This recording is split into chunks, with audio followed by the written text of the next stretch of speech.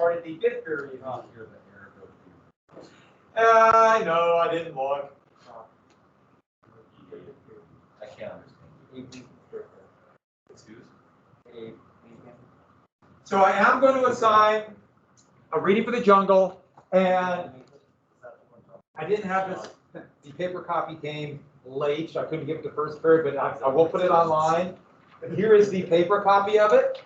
And actually there's one part of the jungle and a few things about food, and then there are questions in here, and it's on the buffet.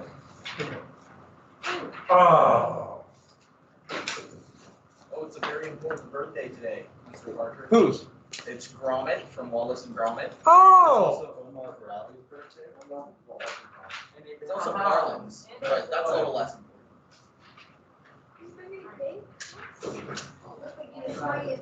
that was mine. See, I fooled everybody. And also Okay, so if you look at this, here's the jungle, and if you go through it, I put that underline, but think about ways of cutthroat competition, about ways that we try to cut costs. Did I give you one? By the way, you put Garfield down for your, That was a verification. no, that was pretty fun, the verification. Look at Garfield, what is it, Garfield verification? Yeah. Works for me. Of course, did you spend all the time looking for that meme, or did you actually watch it? You made it yourself? The creativity in this classroom. I'll have to show everybody, that was pretty clever, I like that. So, the first page, two and a half pages on the jungle, and in it he's talking about the life of immigrants, but talks about their working conditions. And in it he lays out the reality of the working conditions. So it talks about what they're actually producing and the ways that companies are trying to cut costs. So think about cutthroat competition on companies trying to cut costs. You notice there are 4 questions. There's just a short couple answers for each. And do 3 and 4. You ever got that? Questions 3 and 4. And then you turn the page, there's another very short reading on the meatpacking industry. Just do question 6. Just a couple sentences. And then the last page, do questions 8 and 9. Just a couple sentences each. 3, 4, 6, 8, 9. I made the questions for the other ones, and then I changed my mind. Oh, and the last one, I just included this for you. It's just an amazing thing they used to do to put in foods, the additives. But it's still amazing what they put into foods. It is absolutely amazing. And if we have time to talk about it, we'll talk about bug parts. Yes? So just 3, 4, 6. Yeah, 3, 4, 6, 8, 9. So basically cut the number of questions in half. But you got to do it obviously on a separate sheet. There's a couple that can be just a couple sentences. One you might need a little bit more. The most important ones are probably, when you think about 4 and 9. It's really good reading. It's pretty amazing. Sinclair's a very good author. And I hope you like it. Hope you like it. I'm making it tentatively due for Wednesday, so I'm going to give you some time. Tentatively. I might change it to Thursday. It really depends on how far we get in the next couple of days. Yes? Don't some people like fall into a meat grinder in the jungle? Or is that? Oh yeah. Oh. There's that. They're turned into lard and let's put it this way. Meatpacking places would not allow Upton Sinclair into their Vicinity. one after this book came out. And also it should make you wonder what we eat when you process food. Which is always an issue. Enjoy your McNuggets. Okay, with that. No, I'm just gonna ignore that. I know, that's the thing. Yeah, I know. Like, why? That might never happen. It's tough to avoid it. I think the thing about it is that you just never sure. That's why, yeah. Okay, so we got through a bunch of stuff. I'm going to finish the election of 1896 and start Imperialism today. And something else. Something else I was going to tell you. It was like really important. Oh, looks like May 19th will be the AP exam. Everyone kind of agreed with me, so we talked about that. And it looks like in a month you're going to have a choice to make. Whether it be either you'll type it or you'll write it. You have the choice. It looks like. We have to make sure the logistics work out. And then when that happens, I'll lay out exactly, they're slightly different tests. I'll give you those options. I'll tell you, we'll talk about it. We'll be prepared. Yeah. Oh, well, my question was if there were advantages to You know, I see advantages to both. I really do. I think when it comes right down to it is how confident you are typing. That's one. Typing, I think once you start typing, you can type faster, but I think it's easier to miss stuff when you type. I think it's easier, so you have to be more disciplined when you type.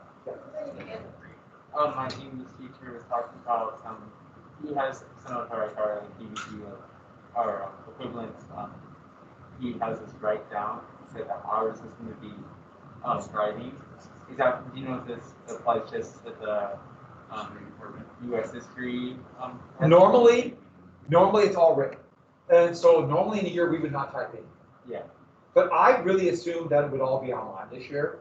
And because of the nature of the class, I kept doing typing, but now you're gonna have the option. Okay. But in a normal year, like next year, cross your fingers, next year it'll all be written. So when you take AP classes next year, it'll all be handwritten. Yes, your hand gets tired, but I really do think you don't make as many mistakes. As I know from reading lots of typing and my own personal typing mistakes. Okay, so we talked about, remember Coxey's army, that march where all these people desperate, they marched to Washington, D.C., hoping for a better life. They went to see the wizard, they were hoping to see Congress. And remember I talked about, where was the platform? Where was the convention for the New People's or Populist Party? Yeah, Omaha. Now I should add, elites are going to attack the populists as being a bunch of hicks and yokels. And this goes on to this day. And so a lot of parties, when working people or farmers try to come together and create a party, they will be ridiculed, regardless of what side, what their beliefs are. And we see a lot of that now, and it always irritates me because the roots of this are something totally different. And I think we got to, so went through the platform about income tax, right? And the big thing about that platform is I did mention that was like the beginnings of liberal economics. Did I say that? Yeah. And it would, a little bit in the progressives, but a lot in the New Deal, these things would happen in some way. And we are significantly more conservative and have been since 1980. Actually, you could argue 78. But a lot of those things would be pushed back. And I think we're really at a hinge moment right now. So we're at one of those defining moments. We'll see which direction we're going to go in as a country. Like I said before, you guys get the opportunity to ride the wave. I'm old, so you guys will really have an impact on this, which in a way also depresses me. So I think we got right to here, didn't we? Did we get to the Pullman Strike? No, we were there before that. Did we finish Coxey's not walking on the grass? Yeah, you just said Congress passed the law for the first time ever.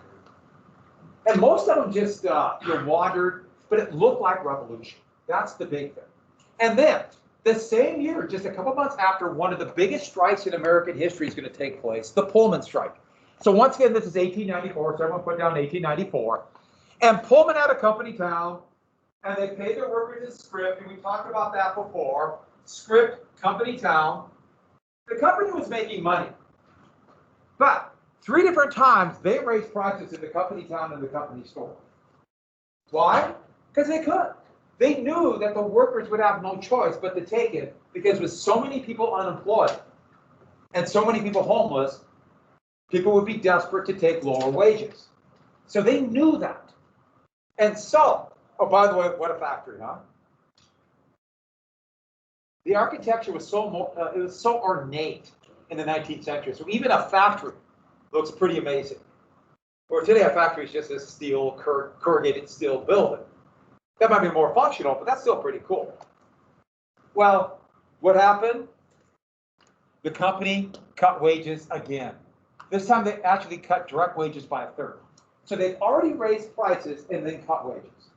And if you're paid in script, you have to go to the company store. They're stuck. Well, the workers went on strike, and here's the confrontation between police. Remember, government was almost always on the side of the companies, and strikers. So actually, they're laid out to protect the factory. And they made, by the way, I almost forgot, Pullman made very fancy dining cars and first-class railway cars. And every train had these. At the time of rail travel, this was, these were the first class, the money makers for a railway. Because you always pay premium. If you ever looked at airfares and looked at first class, it's kind of shocking how much more. And that's a Taking a train across the country is better. I liked it. If you got to have a couple days. Transcontinental railroad. If you go through the mountains.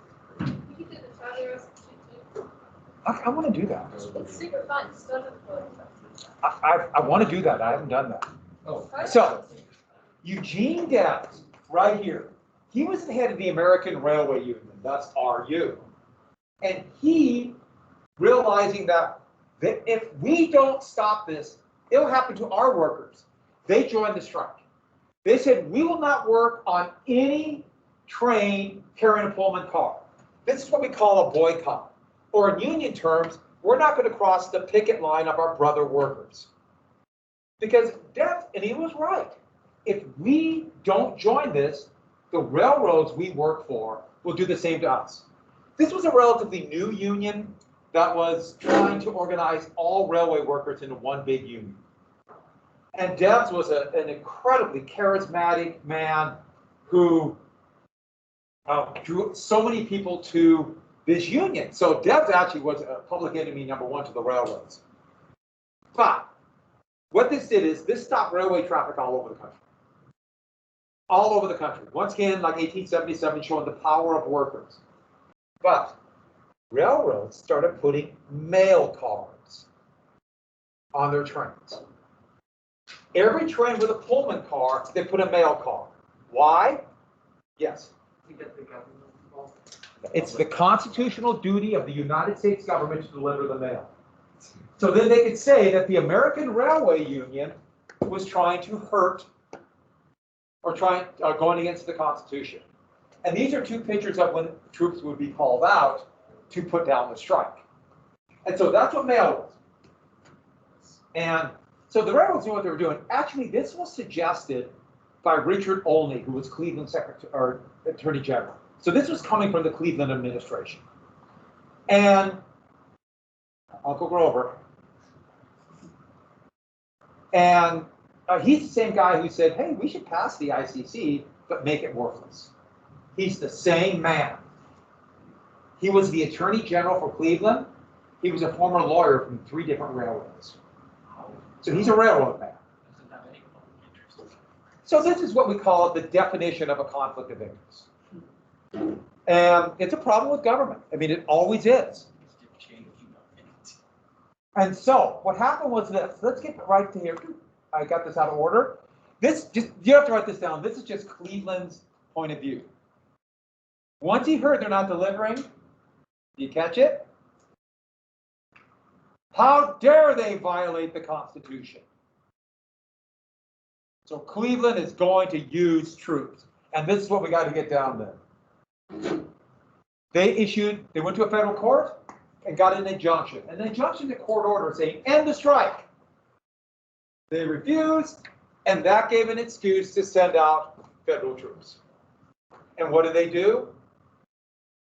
Destroyed the strike. And the vast majority of workers were white, and a significant number of troops, they used, remember what I told you about using black troops to put down the strike. And this is a picture of it. We don't know how many were killed or wounded. It's in the hundreds. But these were bloody fights. Remember what I told you, the United States had the bloodiest labor history in the world. And, by the way, Debs would be arrested as a conspirator to commit a crime. And this broke the union. But the Pullman strike, once again, you look at it as you have workers and many of them farmers and miners in Coxey's army. Doesn't this kind of feel like revolution and the whole thing's falling apart? And please be the right one. Right here. So let's get to Debs. Debs, who was arrested, he decided that proves that the whole system's corrupt. And he became a full-fledged socialist after this. And he became a moderate socialist. So he was not, and he wanted a revolution in the ballot box. And he definitely wanted more control over the big businesses, but he like small individual commercial interests, he did not mind. So it's complex. But he would actually run under the Socialist Party for four times. And a couple times get millions of votes. Heck, in 1920, he got well over 1 million votes from a prison cell. He was arrested for opposing World War I. And Debs was one of the most popular politicians in American history. And he was really popular, but remember, we have a two-party state. And so even people who liked him, they thought, well, we can't vote for the socialists. Because they have a lot of support in both the Republican and Democratic parties there. So here's a picture of him. Here's him in this is him in 1920, or actually that's 1918, post the war. And here's mocking them as a bunch of anarchists. You notice how they draw him as kind of a clown and a motley crew, and that's how they draw Debs. Clowns are cool. I don't know why that's an insult. I love to go clown. I don't know, I'm He kind doesn't of, like a king, like his royalty. but they're trying to make it, but look at his crown, it's just a wooden chair, or his royalty. So he's like a wooden chair. It's very decrepit. He's a king of the people. Debs is a pretty amazing guy. And so in 1896, this election will be one of the most important elections in history. The outcome is not as important as what's going to be the result, what this will lead to. We have certain really important elections. For a while, they're always 36 years apart. 1860, that was Lincoln. 1896. 1932 was Roosevelt. 1968 was the upheaval in Vietnam, and that led to Nixon and a real beginning of a transformation out of the New Deal economy. And then we're somewhere around that. I think we're at that moment. And I have no idea what's going to come about, but it's a big, right now, it's a big deal. And I'm really curious to see which way it's going to go, because it will directly affect all of our lives. And so with that, the populists came in like this. The Democrats and Republicans are more of the same. We have an answer. We're different. And they thought this might be enough to get that third party, maybe replace one of the other parties. A lot of people still thought there could be three parties. People talk like that today. With winner take all, there can't be. It's not going to happen unless you change the way we do elections. Maybe we should.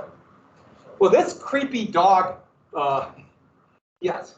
What's going on with Great Lakes? It's like, Yeah. You don't what's like that, why is? Because we took part in Canada. Like, we took Toronto. Do you have something? Do you not understand the elegance of the pig dog creature?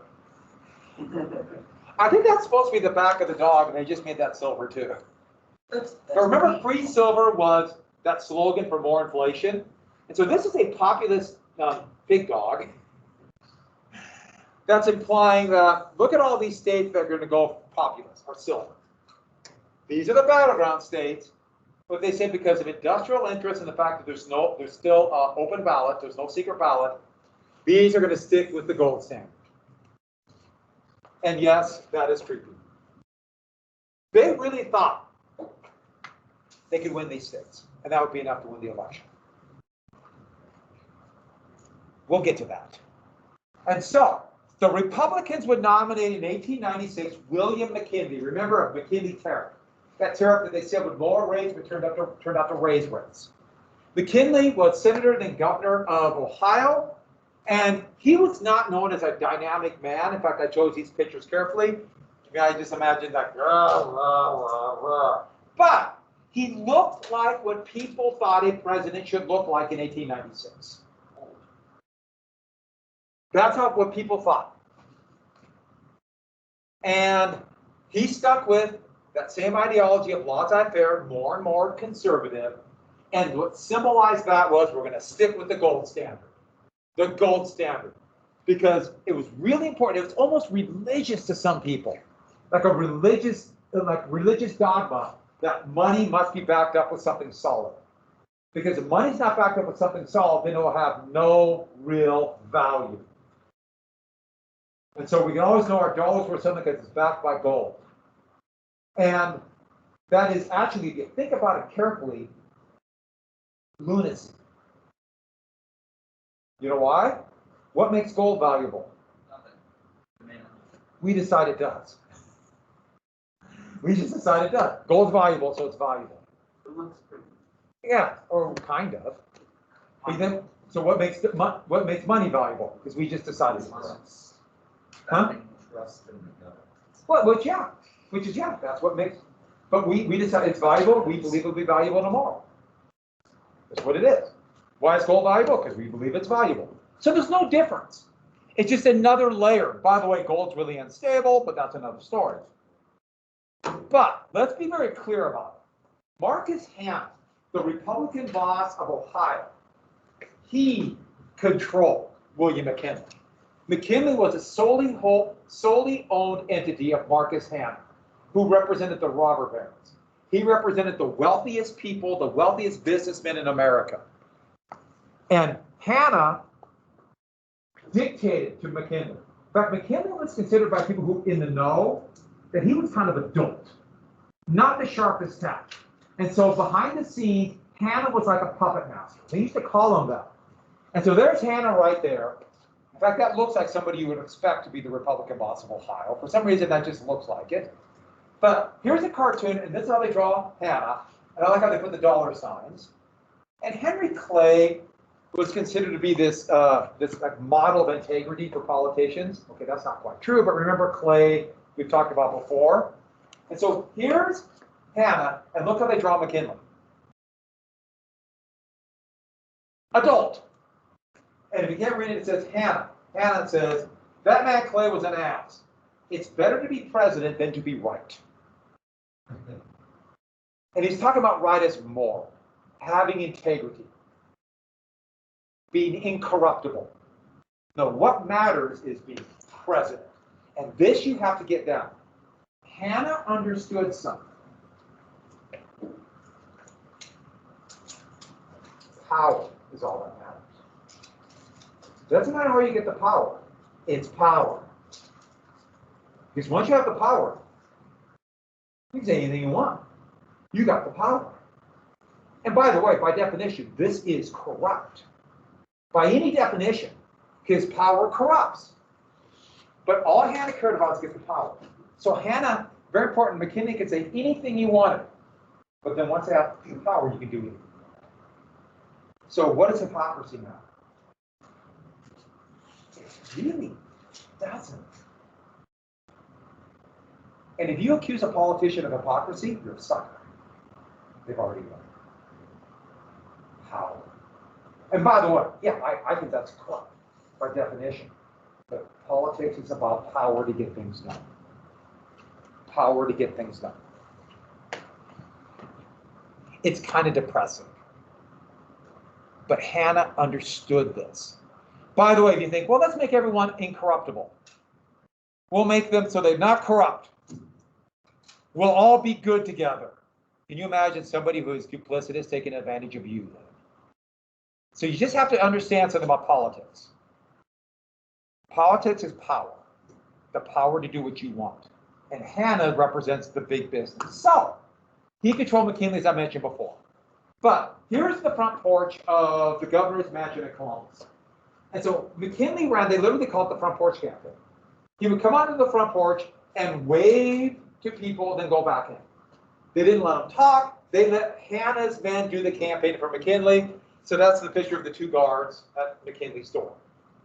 And this is called, then you might, sometimes they still use it, called the front porch campaign, where you don't really say anything, you just all image. And Richard Nixon would do it the Rose Garden campaign, they called it, and so sometimes you see it called that. Well, the Democrats are in disarray. Cleveland wants to be president again. At the convention, it looks like you get to renominate. I mean, this normally the president, if the president is of that party, they almost always get the nomination if they want it, even though Arthur didn't just a few years earlier. But Cleveland was stuck with the gold standard, and so he couldn't get 2/3 of the vote. The Democratic convention required 2/3 of all the delegates, and Cleveland couldn't get it. And did I tell you the story about Cleveland getting married? Yeah, Grover Cleveland got married as president. Remember I told you he came in as a bachelor? And you can imagine that was big news. Presidents rarely get married. They're already to the age where they're already married. And had a child, had a daughter. This is big news. In fact, a confectionery using these new production techniques was making something called a candy bar. And they named it after her, Baby Ruth. So that's where Baby Ruth comes from. People always think it's Baby Ruth. It's not. Even though Baby Ruth had just been born. But, yeah, they always say it's about Baby Ruth. But, yeah, Baby Ruth. And since they're related to me, I get nothing for the Baby Ruth. That's nothing. Just for royalties. I should. Look at all I've done. Well, they had vote after vote, and the convention was hung. They couldn't pick a nominee. The Democrats are in disarray between gold and silver. Basically, keep the gold standard or freeze silver meant inflation. Get more money into circulation. And then a man from Chicago, or a man from Nebraska, 36 years old, just got elected to the House of Representatives, only 1 year over the constitutional requirement for president. You have to be 35 to run for president, 30 for the Senate, 25 for the House. He had moved to Nebraska. He was the prairie populist, even though he was a Democrat, a lawyer. He grew up he lived very close to where my family was, near Weeping Water, Nebraska. Yes, there's a town called Weeping Water. It's awesome, but okay, the town is not awesome, the name is. And he gave a speech, and microphones are brand new, so this was not amplified.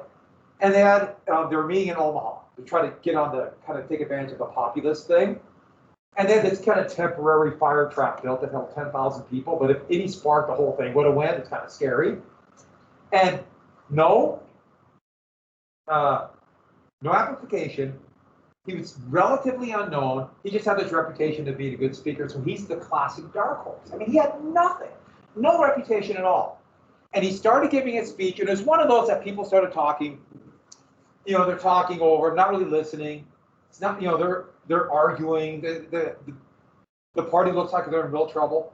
And then he just caught it. He had this baritone voice that just went throughout the arena, and everybody started listening. And pretty soon he just had it. And so he would talk sometimes like a revivalist minister, sometimes like a lawyer, sometimes like a politician. And then he would tell these great jokes. So we had him clapping and applauding and laughing. I mean, what a great speech. Just amazing, his gift. And most of it was off the top of his head, which is also, makes me kind of angry. I'm jealous of people who can do that really well in front of people. And soon this speech would be called the Cross of Gold speech. But he finished with such a crescendo that it would arguably change politics forever. And let me read this to you. And by the way, imagine me without a mask on. If they dare to come out in the open field and defend the gold standard as a good thing, we will fight them to the uttermost, having behind us the producing masses of this nation and the world, supported by the commercial interests, the laboring interests, and the toilers everywhere. We will answer their demand for a gold standard by saying to them, and he stopped, everybody was just like, you shall not press down upon this brow of labor a cross of, I screwed up. Start over. You shall not press down upon the brow of labor this crown of thorns. You shall not crucify mankind upon a cross of gold. And there's silence for about 10 seconds. And then everybody just went nuts. They just started screaming. That was awesome. Okay, I'm not really sure what it meant, but that doesn't matter. It was great. And they charged the stage, carried him out around on his shoulders, and by acclamation made him the Democratic nominee for president. And this would forever change the Democratic Party and show a real shift in politics. This was an amazing talk. That he would come in as this person who, for the first time, really, since you can argue Abraham Lincoln, somebody who really came in as a politician speaking for common and average people. And for Lincoln, you really got to go back to maybe Van Buren or Jackson. And for them, that was pretty narrow for Jackson. But still, it hadn't happened for a really long time. And this would shift the Democratic Party all the way up until the late 1970s. And I should add my great uncle, who was alive then, Uncle Hap. Loved Uncle Hap. This guy gave me the coins. He loved William Jennings Bryan. I mean, just loved him, worshipped at him. So when I was a little kid, we had to go to his grave and make the pilgrimage. And it was, I mean, it was a really big deal. I was really too young to understand that. See, that had to be, God, that had to be almost 40 years. Oh, it has to be over 40 years ago. So I was probably in my 30s. But I was pretty young. I didn't quite understand what it meant, but I understood it was really important not to have. And so William Jennings Bryan always is kind of a special place in my heart. He had some flaws, but actually, wow, big glob of snow just came down off the roof. He had some flaws, but I always kind of liked him. And what was his slogan? Free silver. And that meant inflation. But he also was anti-monopoly. He also wanted workers, and I meant to put down farmer rights too. Oh, should add, if you look over there, on the roof of the shop, there are some icicles. Every year this happens when you get big snow and melt. Don't stand under there. Well, Lucas, I was walking in over there and an icicle was like right next to me. I was That's scary, because I was just like, ah. that could seriously. That's a bad spot because there's very little insulation in the roof, so they just melt. So this actually is mocking Bryan, though. Because the same Bryan is kind of, it's all, these are receipts, like he took it to the pawn shop. So basically they say he's a blowhard. That's a way of saying he's not really meaning it. It's all borrowed. So Bryan would have this reputation, he doesn't mean it. He's a blowhard, he's a coward. He might have a long tail. So with that, but there was a strict anti-urban bias. So yes, they said workers, but this anti-urban bias amongst the populists, or amongst the Democrats, would really hurt them in cities. And so with that, the populists then were in real trouble. They're on a tightrope. Get it? Get it? And by the way, this is the same tightrope artist that did the tightrope between the two twin towers. They weren't quite finished yet, and he did between the two at 110 stories up. There's a movie about that. He did that. You saw it? Yeah. It makes my stomach hurt. You get vertigo just watching. Yeah, it's. I don't like. Yeah. It's good, but it's. So, the populists were in real trouble, and so what did they do? They rolled the die and nominated Bryan too. So the populists put their lot in with the Democrats. Now, this cartoon is implying that the populists were like a python, and that's Bryan, swallowing the Democratic Party. It's actually more the other way around. The populists are going to be swallowed by the Democrats. The populists could have ran somebody else, but they thought Bryan has stolen our thunder. Let's jump in. The problem is when you jump in like that, now you're stuck. And this would be a populist cartoon. See the cross of gold, labor, and there's Hannah putting the crown of thorns on his head, and notice McKinley in his pocket. By the way, this is bankers, and it showed how incredibly racist and anti-Semitic the time this was. They have them as the Rothschilds, which is a British banking family that were Jewish. And in fact, there's a member of Congress from Georgia right now who says the Rothschilds have a giant heat ray that's starting fires in California. Marjorie Taylor Greene. Yes. So anti-Semitism is still very strong in this country now. And I'm saying that especially since my niece and nephew are Jews. So, but this would destroy the populace. Here's the populist movement. Because once they throw in their lot with the Democrats, they can't really come back. Now, this would change the Democrats. It's going to take a while. But it's a direct line between this to Franklin Roosevelt. It's just going to take 36 years. And there will be some, Wilson was partial to some of these and partial to something else. And so this is going to be a real election between gold and silver. And gold's going to represent stability, but gold standard. Where silver is more and more pro-people, pro-worker ideas. So you'd have gold bugs. People would wear these little things, and that's McKinley. Silver bugs. Gold and silver. There was always bugs. Gold bug, silver bug. And that represented who you are. So just gold versus silver. And Bryan ran a very energetic campaign. He toured the country. He would give these rip-roaring speeches. He would always one of the first candidates in American history to do this and set the stage for modern candidates actually campaigning for themselves. They called it the whistle stop campaign because every time the train would stop, they give out and give a speech. And here, temporary dais from a balcony. This is a few years later, but I love this speech because he would give these speeches to get everyone cheering. The problem is, well, actually, there's two funny things about this. First off, the picture of him, he still has hair. No, it's gone. And secondly, even a great speech, if you hear it too many times, oh God, he's doing it again. I've heard this stuff before. And so, they really thought they were going to win, but they were going to be labeled by the Republicans as radicals, aka bomb-throwing anarchists. And this is a cartoon showing, here are all these countries that voted for free silver, and their wages go to 20 cents a day, 15 cents a day, because they went to poverty because they voted for free silver. Places like the vague South America or China. By the way, this is a lie, but since most people in the United States have no idea what happens outside of their country, let alone within their country, sorry, it works, yeah.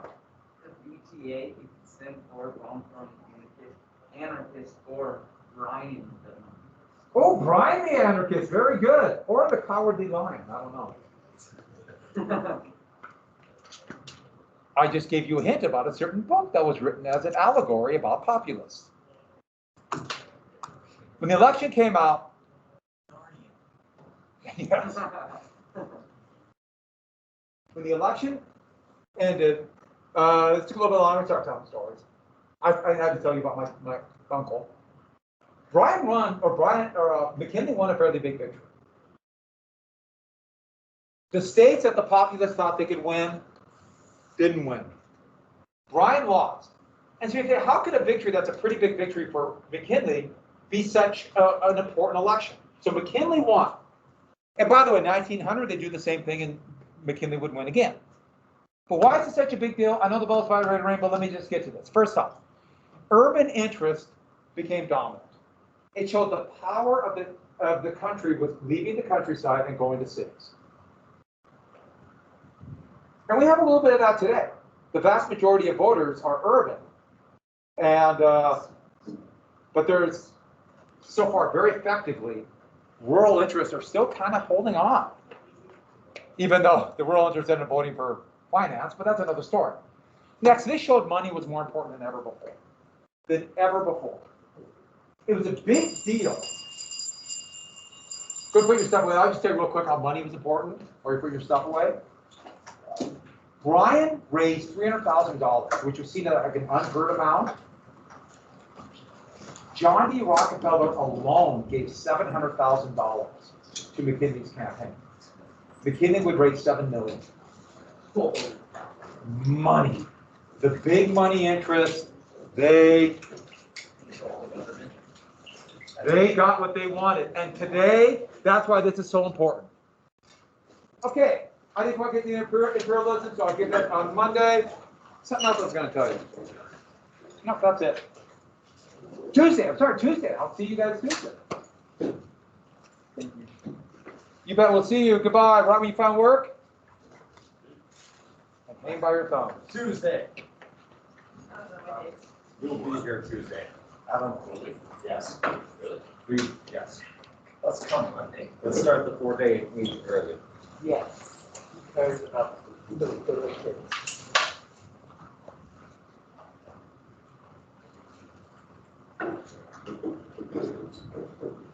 I'm still very confused. So Thursday or Tuesday, what? What's that? Thursday or Tuesday, what? You be here Thursday. I just said Tuesday out loud. Oh, okay. Because we're still doing the hybrid for another few weeks. I was sitting there like, wait, what? The big reason about Tuesday is it's President's Day on Monday.